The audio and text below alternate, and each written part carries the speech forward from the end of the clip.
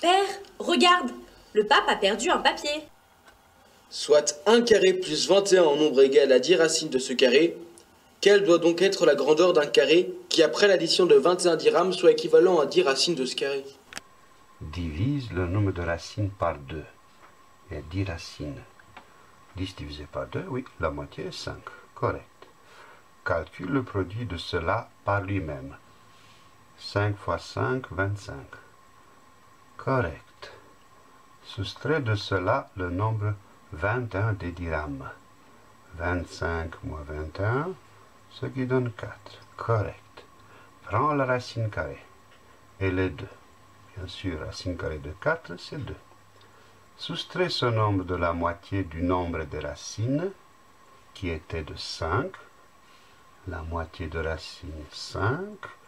Je soustrais 5 moins 2, cela donne 3. Voilà la racine désirée. Et le carré lui-même est 9. 3 au carré, c'est 9. Donc le carré, c'est 9, plus 21 est égal à 10 racines. La racine, c'est 3, 10 fois 3. Correct. 9 plus 21 égale 30. C'est juste Mohamed Ibn Moussa a raison. Mais comment a-t-il fait pour la trouver? Seigneur, nous savons que tes chemins sont impénétrables. Mais ici, nous avons affaire à une histoire de nombre et pas à une histoire de hasard.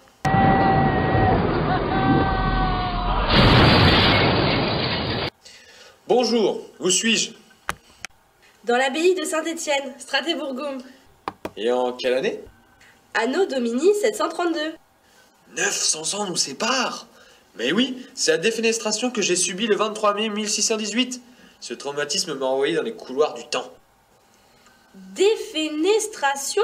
Les protestants m'ont jeté par la fenêtre. Moi, Wilhelm Vata, comte de l'Empire. Les protestants? Pourquoi protestaient-ils? Alors, nous sommes en 732, je vois. Écoutez, pour faire court, disons que depuis environ 100 ans, des rebelles alliés à un certain Troublion Luther protestent contre le commerce avec les indulgences des catholiques. Ils disent que c'est leur religion qui est la vraie et pas la catholique. Pas très indulgent, cela. Je ne vous le fais pas dire. C'est bien pour cela que les rebelles protestants m'ont jeté par la fenêtre du château de Prague. Heureusement, je suis tombé sur un tas de fumier qui m'a sauvé la vie. Ah, les fumiers! Quelle chance de tomber sur du fumier. Ce fut le moment où la guerre de 30 ans éclata. Elle a fait environ 8 millions de morts et votre Alsace a souffert terriblement. Elle est devenue presque vide. J'ai même écrit un grand livre là-dessus. Non, pas possible. Nous ne vous croyons pas. Ce n'est pas grave, l'avenir vous le dira. Et cela, c'est quoi ce charabia? C'est un problème que le pape de l'an 1000 a oublié chez nous. Car les papes s'occupent aussi des mathématiques. Pas tous, juste celui-là. Peut-être parce qu'il est originaire d'Aurillac. Quoi le rapport? Mais c'est l'endroit le plus froid de France, pardi. Brrr. Mais je crois qu'un Français, François Viette, a trouvé en 1591 une solution plus concise. C'est-à-dire? En tant que compte tchèque, j'ai étudié les mathématiques et je peux vous dire que la formule algébrique pour l'équation x au carré plus c est égale à 2bx est x est égal à b moins racine carrée de b au carré moins c, ou x est égal à b plus racine au carré de racine carrée de b au carré moins c. C'est quoi ça, formule algébrique? Tout simplement, Viette a proposé de noter les inconnus par des symboles, surtout des lettres. Depuis 1600, les mathématiciens n'écrivent plus de phrases longues, mais des formules qui concentrent à merveille leurs pensées. Par exemple, le produit de la somme par la différence de deux nombres est égal à la différence de leur carré. Devient ce qu'il est symboliquement, a plus b fois a moins b est égal à a au carré moins b au carré.